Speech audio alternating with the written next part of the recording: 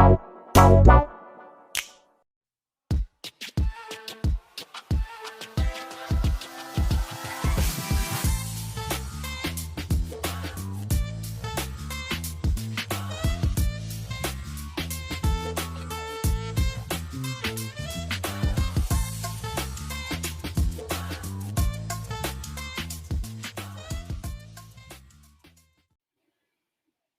is now the timeline of the early Philippine journalism. What was happening to the Philippines was, as you can see there, was, may ibig sabihin po niyan, this happened, this already happened, this already took place. Now, the Philippine press, when you say Philippine press, that's the newspaper, okay, that's the journalists, the media, okay, the Philippine media, which is committed to the great heritage of libertarianism. Is libertarianism, that means the freedom, okay, liberty.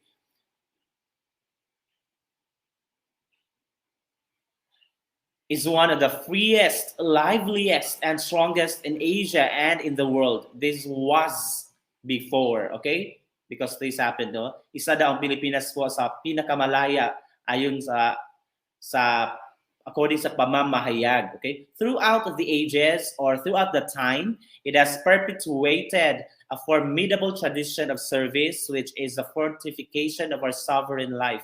Yung sovereign, pagiging malaya. Yan. Noon, ako, as we can compare now, siguro, I guess I am free. Freedom of expression and freedom of the press, freedom of speech is also very evident. Malaya pa rin naman tayo ngayon na nakakapaghayag na ating mga saloobin, no? Kahit nga kontra sa gobyerno, malaya pa rin tayo. Congratulations, by the way, to Maria Ressa, who was declared as the first Filipino to win the Nobel Peace Prize for her efforts to sustain, to maintain, to fight for the freedom of the press, freedom of journalism here in the Philippines. Maria Ressa. Yan. Please have that. Whether you are a pro or anti the government or anti Maria Ressa, that does not matter now, because actually her fight, we in the journalism department or campus journalism, we are very proud of her achievement. Okay.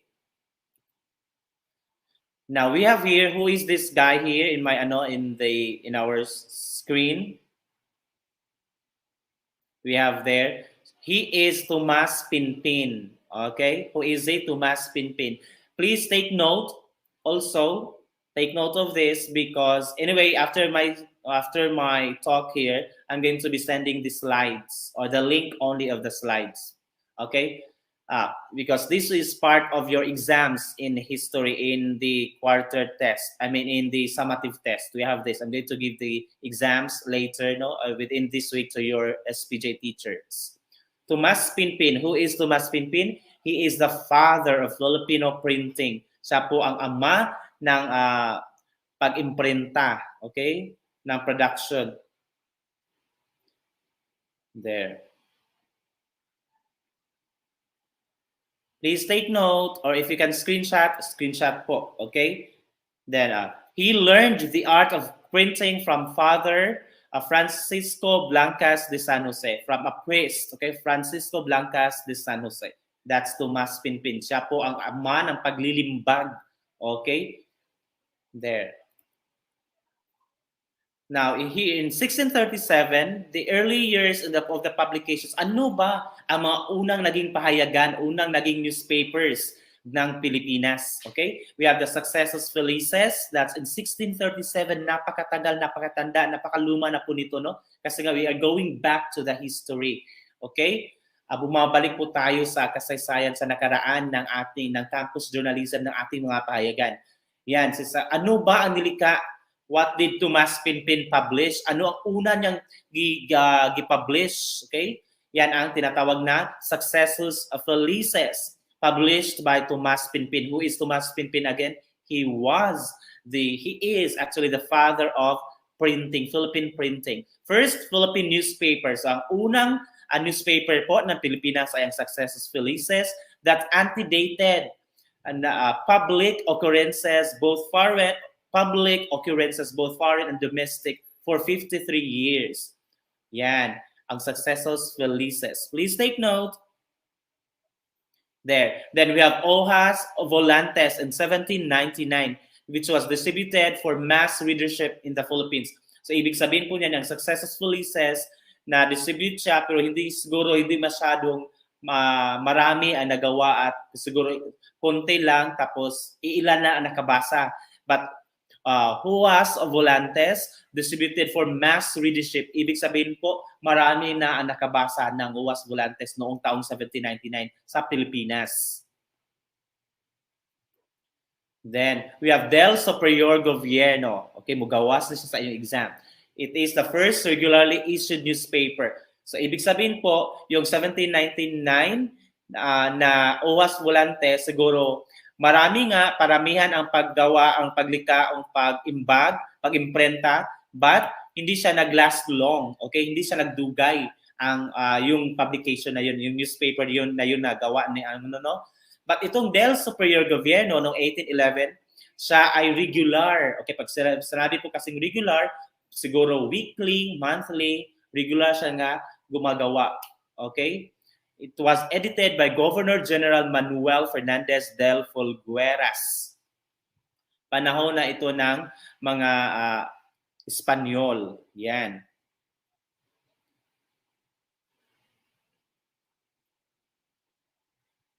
That's Del Superior Gobierno. That's made and published by the Governor General. Kaya nga Del Superior Gobierno, about the government. Okay, edited by, and it was the first regularly issued newspaper. Then we have in 1821 El Ramilet Patriotico. Okay, that's a sarcastic and sometimes unbridled in its speech of degenerating personalities. Ito ngayon yung El Ramilet Patriotico, that's a sarcastic and sometimes unbridled speech of degenerating personalities. Sila, mula sila karang ilang gasawayon bitaw, ang mga politiko, ang mga artista, something and that, during that time po. So mula siya opinionated, okay, sarcastic, siya.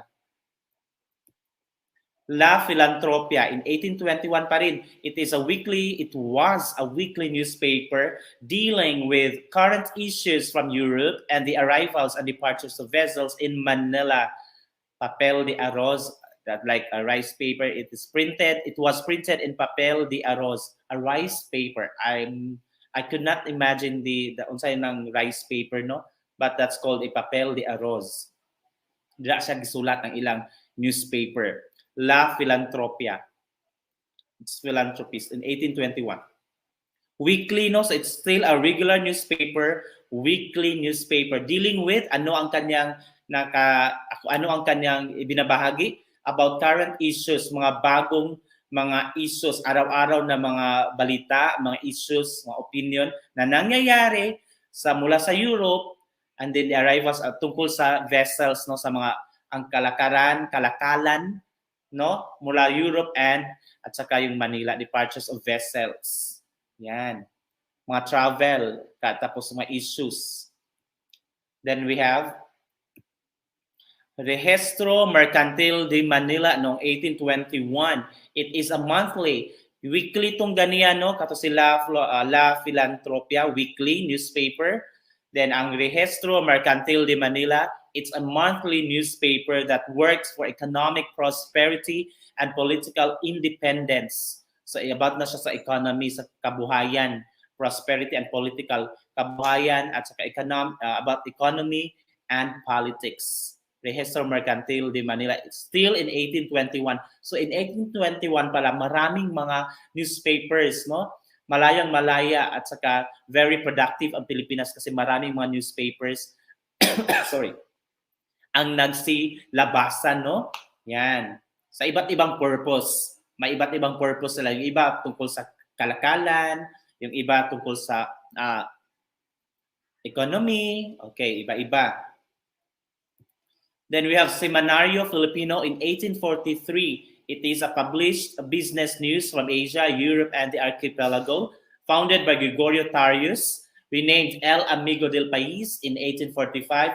It ceased publication. Ibig po sabihin ng ceased publication, nag-stop na siya. It ended its publication. It had its last publication in April 1847. So, business siya nga newspaper, pang business, no? Mula Asia, Europe, and the archipelago, founded by Gregorio Tarius. Tapos, gi-rename din siya, gialisdan siya El Amigo del País. Okay, then ito, this is very familiar, mugawas na gagapon, no? Sa inyong kuan. This will also come out in your test. The La Esperanza. La Esperanza. Esperanza, that's a Spanish term. That's Kastilang word po yan. No? Esperanza means hope. Okay, pag-asa. Yan, La Esperanza, meaning in English, the hope. Yan. It's, that's in 1846. It's about religious na naman siya. No? Religious yung iba, about sa business, about economics, about politics. But this one, La Esperanza, it's about religion, hope, pag-asa, no? About religious, scientific, historical, and philosophical subjects. So about sa religion, about sa history, philosophy subjects, about thinking. Founded by Agustin de las Cavada y Mendez de Vigo. Edited by Felipe de la Corte y Ruano Calderon. Yan ang sample. Yung picture na yan yung sample ng La Esperanza, no? Simple lang kasi ng newspaper. Basta lang kay papel lang, anadin naka-type din, kinaraan pa kaayo, no? Karon kay pina-colored naman gyud no, digital na gayong uban.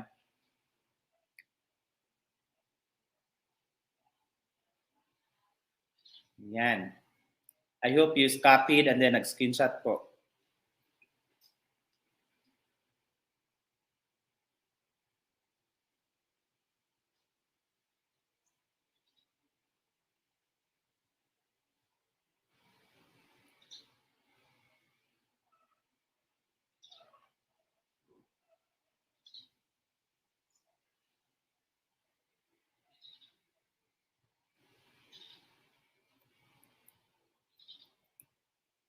Next, we have in 1859, Ilustración Filipina.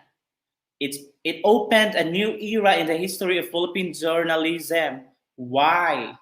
It opened a new era. Nagbukas pa ito ng bagong pinto, bagong panahon para sa kasaysayan, no, ng Philippine journalism. It was founded by Agustin de la Cavada pa rin, E. Mendez de Vigo.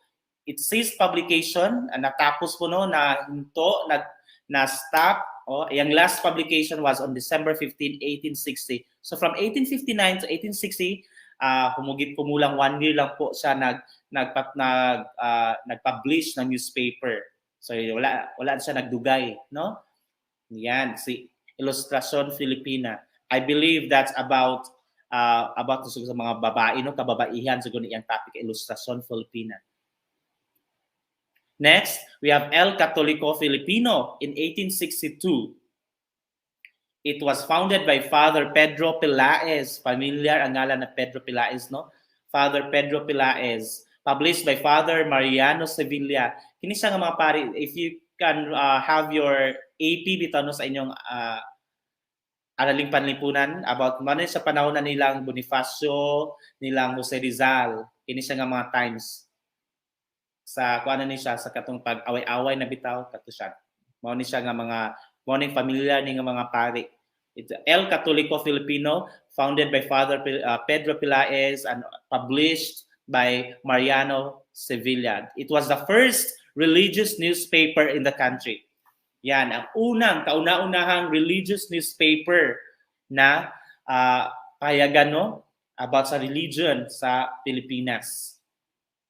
Yung iba kasi yung kanina, we talked about religious, but they did not, ito kanina, like itong say La Esperanza, it's religious, but it was, dili good religion lang gid ang focus. Nag-focus po siya about scientific, historical, and philosophical subjects.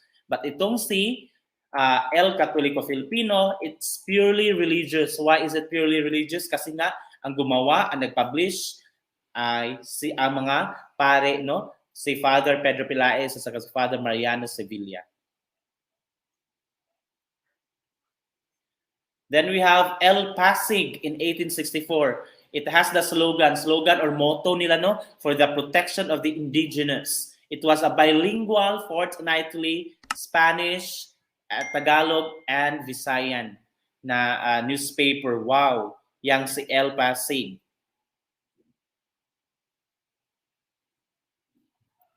We have there El Pasig in 1864, ila for the protection of the indigenous. Ibig sabihin mga indigenous people, no? So na mas nag-focus sila sa mga katutubong Pilipino, okay? Bilingual, ibig sabihin po pwede siya nagkuha siya ng Spanish, tapos usay Tagalog or Bisaya. So, fortnight, what do you mean by fortnightly po? Fortnightly, that's every 2 weeks. Fortnight. Ibig sabihin po ng fortnight, Fortnight, then ay every 2 weeks. So, bali, 2 weeks, kada 2 weeks siya labas ng ng newspaper. Tulad ng para ma-imagine yung fortnight or every 2 weeks, kini atong like how we do our modules bitaw kini pag-distribute sa modules, di ba? Your parents are coming here this week, magkuha sila karon, then 2 weeks pa dahin sila magbalik sila. Sa mga sa grade 6 man ang among style sa grade 6. I don't know with the grade 4 and grade 5 na mga teachers. I knew ako how you distribute how often they distribute the modules. For sa grade 6, every 2 weeks na among pag-distribute. So, fortnightly ang amua. Okay? Kasi yung iba, monthly, yung sa ibang newspapers kanina, no? Monthly, yung iba, weekly, kini siya every 2 weeks. Okay? Then we have in 1865, El Porvenir Filipino. It was the first Filipino newspaper to publish 2 editions daily. Wow! Habang yung iba, weekly, monthly, 2 weeks, okay? Fortnightly, kay siguro sa kwarta, sa unsay isulat, madugayan sa pagsulat, pero kini siya very good si El Porvenir Filipino kasi nga daily, not just daily, it's 2 editions, dalawang versions, dalawang newspaper ang napapalabas nila every day. Wow, that's an achievement really. Kita nga dito sa MCCS atong The Zephyr at saka yung Kalamag, yung Zephyr natin, once lang magganita every year. Isa lang ang newspaper po natin, tapos yung natin, yung school paper every year. Once a year. Itong sa El Porvenir Filipino, siguro very good kasi sila nakahanga-hanga po ginawa nila kasi in one day, dalawang newspapers ang marirelease nila. I mean, ang nai-release nila. It's dedicated to the defense of moral and material interest. So moral, parang religious pa rin siya, para siyang ESP, no? It's about values education. It had a short life because of its lack of unity. So, kadua sila maka-release, maka-publish ng newspapers in a day, but short life lang. I don't know. I have no idea until when lang sila, no? Siguro wala agad din sila nag-abot og 1 year. It had a short life because of its lack of unity. Unity kasi nga, siguro yung mga writers nila, yung staff, nag-away-away siguro, yun. Oh, nakikichismis din, no? Then we have in 1877, Oceania Española, the most appreciated and most authoritative newspaper in the islands because of its serious articles. Wow, Oceania Española. Gi-appreciate na kuno, pinakahangaan na newspaper and authoritative po din siya, no? In the islands, is archipelago, because of its serious articles. So ang mga articles marahil ay about sa mga politics, about sa mga bagong mga issues. Yan, napapanahon ng mga issues which are serious, no? Siguro more on news page, more on news article, and then editorial. Kay serious man siyang editorial. Okay?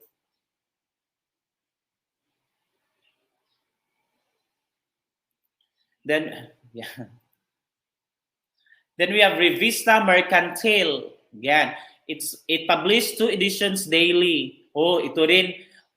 Daily pa rin. 1 in English and 1 in Spanish. Okay. Yan. Daily, pero ang language lang naglahi, no? Revista Mercantil, 1 in English and then 1 in Spanish. It is meant for foreign merchants. Ibig sabihin po ng mga merchants, mga negosyante, mga lakal, mga businessmen. They are called merchants. Okay? Revista Mercantil. Oh. Kaya, why? Bakit walang Tagalog, Teacher Jerry? Bakit walang Filipino na language, walang Tagalog. Kasi nga, it is meant for foreign. Ibig sabihin, mga baniyagang mga negosyante para sa Ingles, para sa mga Espanyol lamang, no? So, para na sa ilaha.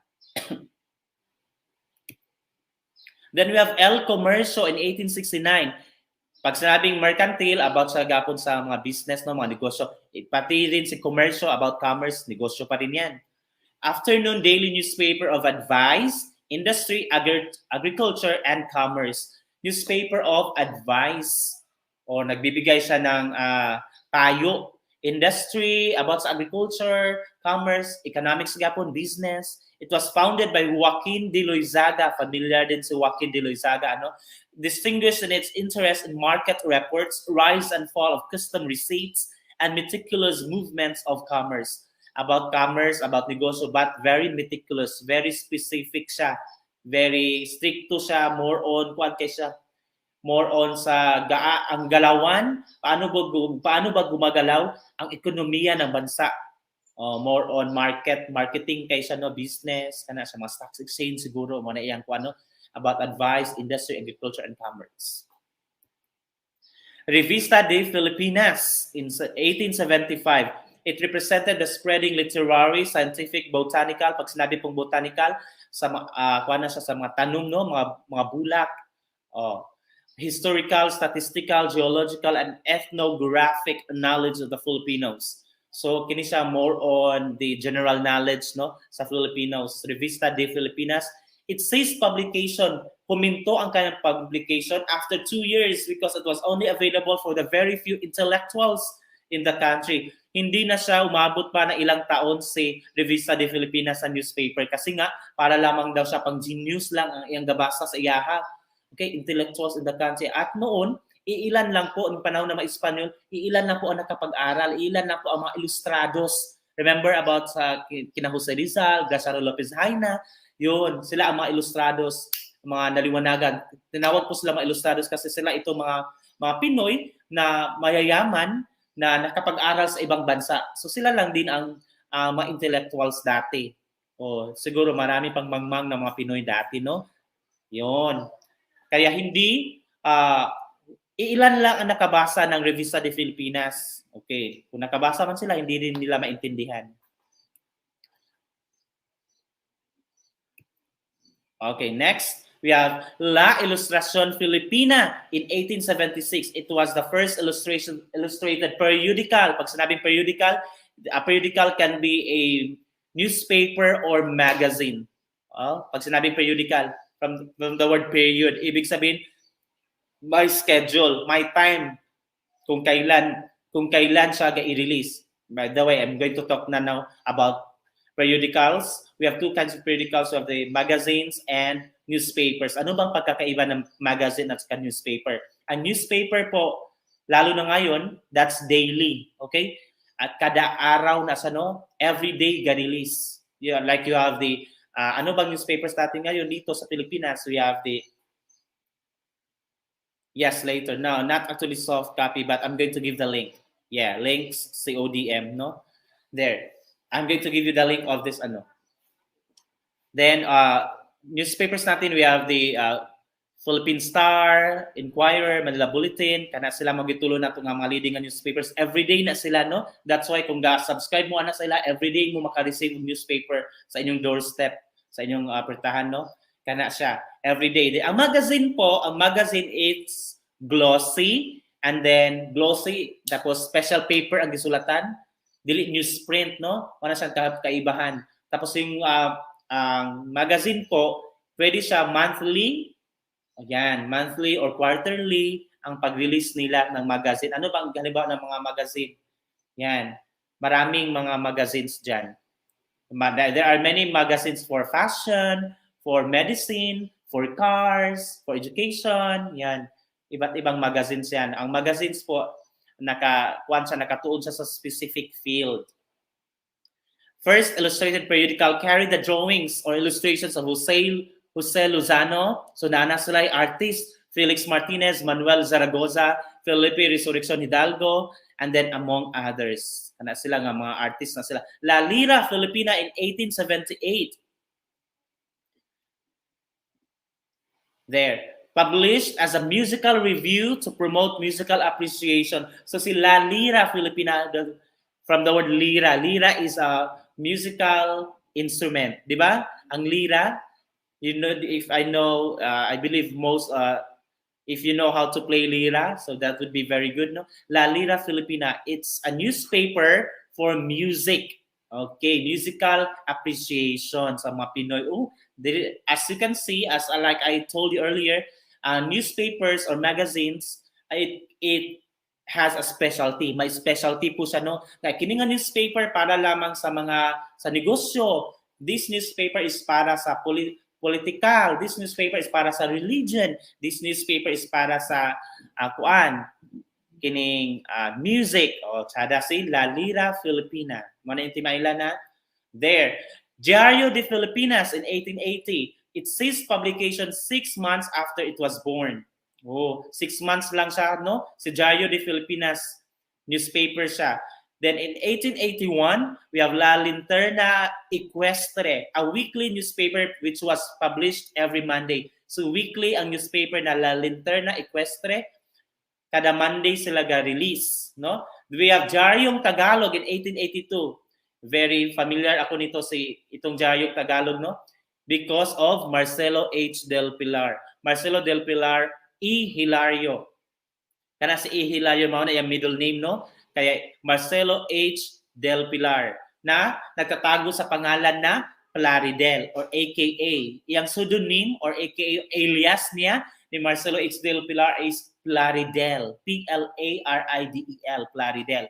Yan. Siya po ang gumawa, nag-release ng Diaryong Tagalog. But nag-stop po ang publication niya for lack of funds. Nawalan sila ng budget. Struck by twin disaster. Nagkaroon kasi dati ng parang pandemya no? Panahon noon, ang kolera.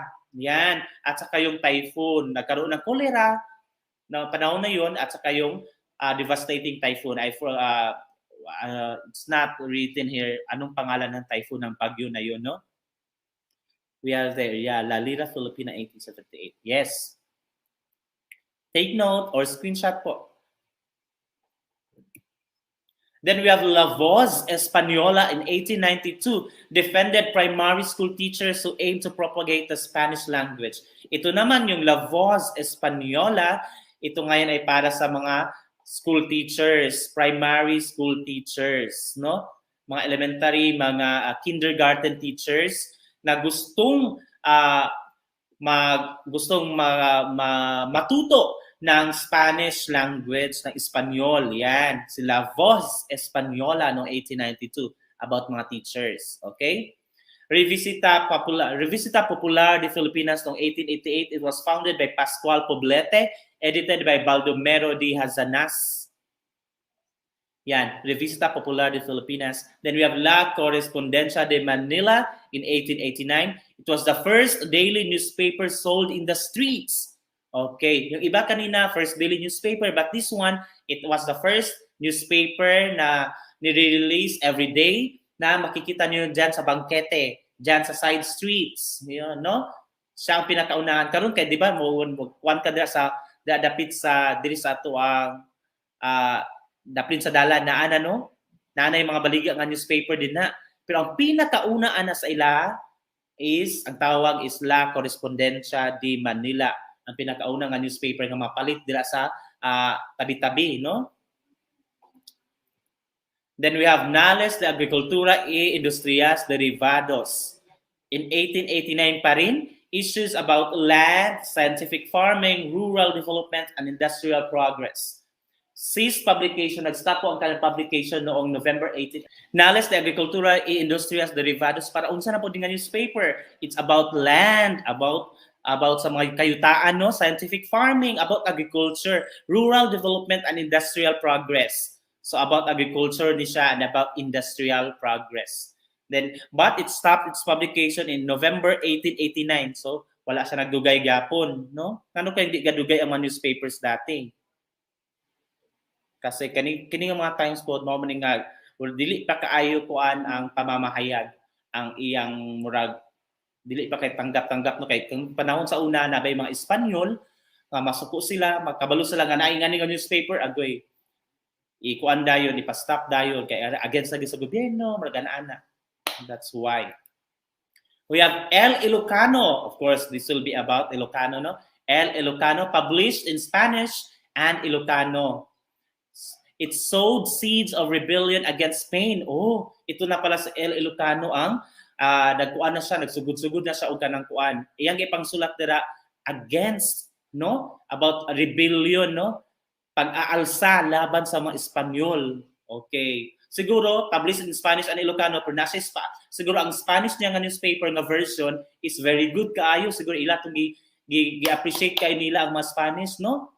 Pero ang mga Spanish, di man sila kasabot ng Ilocano. So, natin sa Ilocano din nga version nila about na to nga mga unsay mga plano guro nila, mga unsa na mga gidaot na nila guro ang mga Espanyol, mga Kastila sa Ilocano nga language, di man kasabot ang mga Espanyol. So murag ana, very good, very bright ang mga Pinoy. They actually spread KKK doctrines. Ano yung KKK? Ano yung ibig sabihin ng KKK? Kataas-asa kagalang-galangan, katipunan ng mga anak ng bayan. O KKK yung sino ang nagkuha ng KKK? Si Andres Bonifacio, no? Ang tawag sa kanya ay si Supremo. Yes, ang teaching English. Remember pa ko sa atong history, no? Yan, about KKK. But it stopped its publication in 1896 because of the revolution. Yun. Nung nangyari na nga yung revolution. Then we have Boletin Oficial Agricola de Filipinas in 1894. It was a monthly newspaper. So newspaper siya pero kada bulan siya, no? Para dili kay sa kuan, siguro maglisod sila kuan. Kini siya nga mga times murag kahuman na ni ang mga bago panahuman ang ang revolusyon, no? Among its writers was Manuel del Busto. Sino ba si Manuel del Busto? He was a very competent individual about agriculture, pagsasaka, ang kaniyang kuano. So you have the agriculture pa rin yan. El Consultor de los Municipos in 1894. It was founded, edited, and published by Manuel Artigas. Fortnightly, anong ulit yung ibig sabihin ng fortnightly? Kada dalawang linggo. Every 2 weeks yung fortnightly periodical. Dedicated to the protection of municipal interests. So mga munisipyo, no? El Consultor de los Municipos. Yan. El Municipio Filipino in 1894, founded by Isabelo de los Reyes. Familiar sa ako sa Isabelo de los Reyes. Publication in Spanish and Tagalog. It was a publication both for Spanish and Tagalog. It deals with legislation and jurisprudence about mga batas. Yan, sa El Municipio Filipino, about sa legislation, about sa mga batas, no? Yan, mga laws. Yan, Jamaica E. Tagibe, grade 6 gold, hi there. El Resumen in 1890, first popular newspaper in the country that sponsored patriotism, published in Spanish and Ilocano pa rin, si El Resumen. Yan. Very popular siya kasi siya about sa patriotism, pagmamahal sa bayan. Yan. Founded by Pascual Poblete and Baldomero de Hazanas. Na sila ganiyan, no? Si Pascual Poblete and Baldomero de Hazanas. Siguro na stop to sila, din ibalik din na po sila. El Liliputiense in 1890. It was published by young men of 14 to 18 years old. Wow. Yan. Pero kanang picture dili dili na siya mao, no? Sa lahi Game of Thrones siguro na siya unsa na siya nga salida. Dili na siya mao si El Liliputiense. What do you mean by Liliputiense? I believe in English, if we are going to translate this in English, according to my knowledge, that's El Liliputiense. That means the Liliputs. Liliputs. Ibig sabihin po from the word Liliput meaning the little people. Okay? Little people. Mga duwende. Mga gagmay mga tao. Nga unsa tawagan sila gani sa ato this is from that book, The Liliputs. Gulliver's Travel. If you have read about that novel about Gulliver's Travel o nakakita mo na nga salida, Gulliver's Travel is about a normal person murag na he got lost somewhere in an island. Pag mataday niya na yung mga gagmay mga tao gihikot siya, something ana, mga if you have, yeah, the dwarfs, no, mga gagmayng tao, liliputs. Then gihikot din siya. Basta that's the story about Gulliver's Travels. You have to watch that or read that book po. Yes. Why is it called El Liliputiense? Because ang gumawa po niyan ay mga kabataan, children aged, mga teens, no, mga young people, mga teenagers, so 14 to 18 years old ang gumawa. Kaya it's called El Liliputiense. The youth, okay? El Municipio Filipino in 1894 founded by Isabelo de los Reyes. Tapos na yan kanina. Pedro Grizard. It's a satirical publications. Pag sinabi po kasing satirical, ironic, okay? Gapang-away ni siya, satirical, satire, okay? Gapang-away, it's the opposite of what it means. If you have your figures of speech about irony or about satire, yan, satirical publications. Pang-pilosopo, kamurag vice ganda nga style bitaw sa pag-joke, yan, pang-pilosopo, satirical publications. La Semana Elegante in 1884, Manila Alegre in 1885, and El Cenife in 1894. Mo ni sila mga satirical publications, example, ana nila. Hi there, Rian's May, R. Ompok from grade 5 Daisy. Patnubay ng Katoliko in 1890, edited by Reverend Father Mariano Hill. Familiar say Father Mariano Hill. First newspaper published in Tagalog. Contains articles on tales, morality, lives of saints, and other miscellaneous articles. Yan. It's a newspaper about sa mga Katoliko. Kasi nga tayo noon, ang Pilipinas ay we were a colony of this Spanish regime, no, mga Espanyol dati. Tapos yung unang mission talaga ng mga Espanyol ng mga Kastila dati ay ipalaganap ang kanilang relihiyon, no, ang Katolisismo, ang Kristyanismo. Kaya yan, ito ang gumawa si Padre Mariano Hill ng Patnubay ng Katoliko. Yan ay newspaper niya sa Tagalog. Pliegong Tagalog in 1896. Yan, ang author niyan, ang writer niyan ay si Juan Atayde. First newspaper about politics, commerce, and entertainment. Ngayon, saka pa pumasok sa entertainment. Kanina may music, but this one is entertainment. Siguro about showbiz, mga artista, or andyan na, noong 1896, tawag dyan ay Pliegong Tagalog about politics, about negosyo, about commerce, about business yan, no? And entertainment. Meron ng entertainment. Kasi dati ang mga before niyan, mga from 18, before na mga ano niyan, mga lumang mga newspapers, siguro about mga masyadong seryoso, no? Ang mga newspapers dati. But pumasok sa Pliegong Tagalog, may entertainment. And then noong 1899, meron ng Kapatid ng Bayan. It's that newspaper that consisted or gawa sa 4 na pages of local, regional, and national issues. So 4 pages lang. Ang siya ang kauna-unahang newspaper na 4 pages lang. Yung Kapatid ng Bayan noong 1899. Ang issues niya ay mayroong local, may regional, national. Siguro meron ding international. Okay?